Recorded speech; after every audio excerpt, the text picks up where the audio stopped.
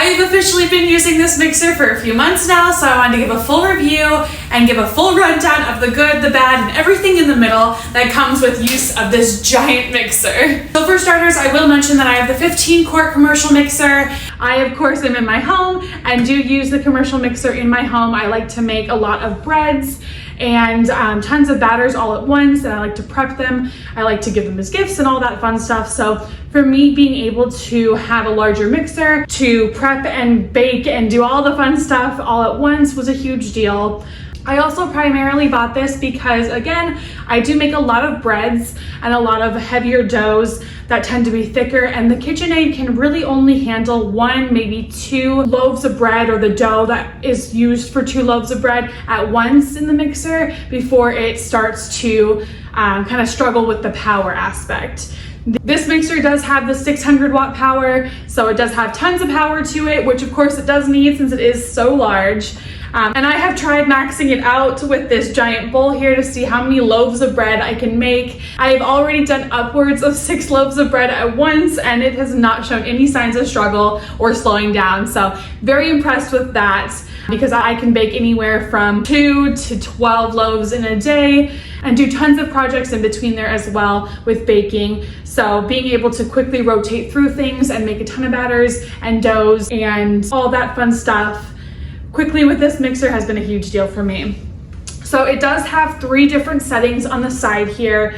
Of course, being a commercial mixer, it's gonna have a few different looks and operations, and it's gonna need a few different things to keep everything running smoothly than a traditional at-home mixer would need. So ease of use is definitely there when it comes to this mixer. You only have 3 options for the speed. It's not gonna be an adjustable speed. It's really just based on which attachment you have on the mixer itself. So the side here does show the high setting for the traditional whisk attachment, and then you do have the next setting is going to be the low setting with the dough hook here, and then the middle setting for that last mixing attachment here. The tool that you use, of course, makes sense with the type of batter that you have. The dough hook actually impresses me on this because it reaches the bottom of the bowl, and it does actually scrape the bottom of the bowl, which allows for all of the ingredients to be incorporated as it's mixing the dough, which is a huge deal because my KitchenAid does not do that. I tend to have to stop it, mix everything together, and then continue mixing it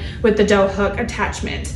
So this one does scrape the bottom, gets everything incorporated, and you will hear slight scraping sounds when it's running for the dough hook, but nothing that's super intense and loud, nothing that I can't really handle noise-wise. I also did notice before I purchased this that there were different reviews that said that it was really loud or made like a really high-pitched screaming sound. And if that's happening, I would probably contact them because it might just be that it needs oiling or it has some part that might be defective, because we have not had that issue here, and I have a few friends who have this mixer as well who have not had the same issue with the high-pitched noises. It's going to be louder, of course, than a smaller mixer because it's massive, but it's not excessively loud. It's not going to be something that you can hear, 6 rooms away. It shouldn't be high-pitched or annoying in any sense. It should be just a mixer noise. So other than the controls for the speed on the side here being super simple, the lever does also take some power to move. You will have less of a risk of bumping it and moving it, which is nice. We don't want that switching up while we're having something mixing or in between if you're consistent with what you use it for. Other than that, the little buttons on the side here, super self-explanatory. The start button, the stop button. The start is going to be a green light when it's on. And it also does have a little bumper here, the yellow bumper, so that you can't accidentally start it while the things are going. There are also a few other measures taken with this machine where you can't start it until this grating is closed here, which I will talk about in a moment. Beside that, the stop button here at the top, if you turn it and pull it outwards, it is going to reset it so the stop button can be pressed again. So if you don't pull it out as you turn it, it will be stuck on the stop position, if that makes sense, where you're not going to be able to start it up. Once you turn it and pull it out, it is going to reset and it'll be popped up, and you'll notice the side there. And then from there, you can start your mixer like normal. If it stays pushed down, the start button will not work. So that is worth noting because I thought I had a defective item until I realized that I was just using it wrong. Super important for the start and stop there. Other than that, It does have this little side lever here that cranks and turns, and it will raise the bowl as needed based on height and attaching it to the basket there, which is nice, so you can lower it nice and easy, switch out your attachments, and then raise it back up and get going. It does also have a little timer here on the side that lets you know how long it's been going, how long it's gonna go until it stops. I haven't used it for the full 60 minutes before, so I'm not sure how that works as far as if it runs out of time and just automatically stops to keep it from overheating or anything like that, but that would be my assumption. And then moving to the front of the machine here, I have the massive 15-quart bowl. So this is a very unique bowl in that it has handles on the side to help with leveraging and holding there, but how it connects to the mixer itself is very unique. It has these holes on the side here that protrude out and prongs on the actual machine that you'll actually place the bowl onto.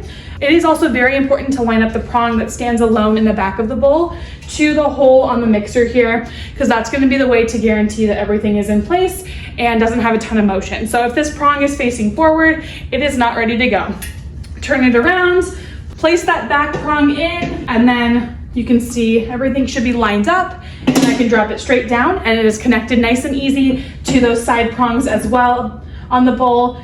And then you can see it's already nice and secure where I can't really get it to move too much there. So to extra secure it and you want it to have everything ready to go in place, these little side pieces do go ahead and connect on there.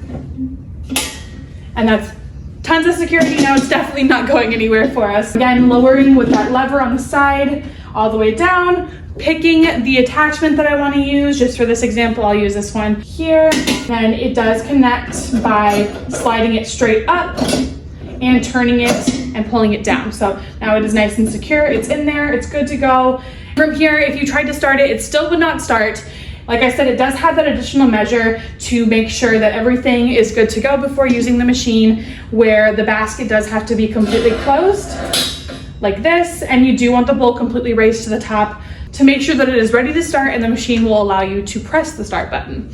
So from here, I got everything attached. The bowl is raised, the basket grating here is closed, and from here I'd be able to press start and get the mixer going. Really fast before I plug it in so I can show you all the noises that it makes. The cord is very, very long, which is great if you have an outlet that's not as close to your baking station as you need it to be. And then I should be able to just go ahead and press start. You'll hear how loud it is without anything in the bowl, so keep that in mind as well. It shouldn't be excessive. So here we go. So like I said, just sounds like a mixer. There's no high squealing noise or anything like that. You shouldn't have an issue with being able to speak over it. It's just a little bit louder than your at-home mixer based on the size, of course, and the power that's coming out of this thing. And then to stop it, I'll do the button. You push it down and you're good to go. However, I did not unlock that stop button, so to show you what I meant earlier, if I were to press start right now, it will not start, as you can see here, because I haven't turned and pulled the stop button out. So now it should start just fine. So again, double check that you have that correct. That is really everything worth noting with this giant commercial machine here. There's not too much more to note other than I love the attachments, being able to reach the bottom of this giant bowl. That's a huge deal. So everything is getting well incorporated in here. To clean it, you have to hand wash it. But it's not a big enough deal to truly complain about it. I just go ahead and rinse it, spray some soap in there, let it sit, and then get back to washing it and let it air dry as needed. The attachments, same thing. The only thing that's really worth noting additionally is that this thing is crazy heavy. It arrived in a crate, which was my first experience with anything arriving in a crate, and we had to pry it open. Once you get it out, it's still a good 100 to 150 pounds. It should say it on the listing how heavy it is, but it is up there. It is very heavy. We actually have this blue towel down here to allow it to be moved back and forth on my little table here if I need it to be. It also keeps it from scratching the table as I move it. So it has little bumpers on the feet in the front here, but not in the back. So it will scrape in the back if you were to drag it on anything. But overall, this machine does exactly what it says it will, which is high power mixing at your fingertips. And I absolutely love that I have this option. I'm so grateful for it. And it has definitely proven to be a jumbo 15-quart commercial mixer that gets things done. and this is the one.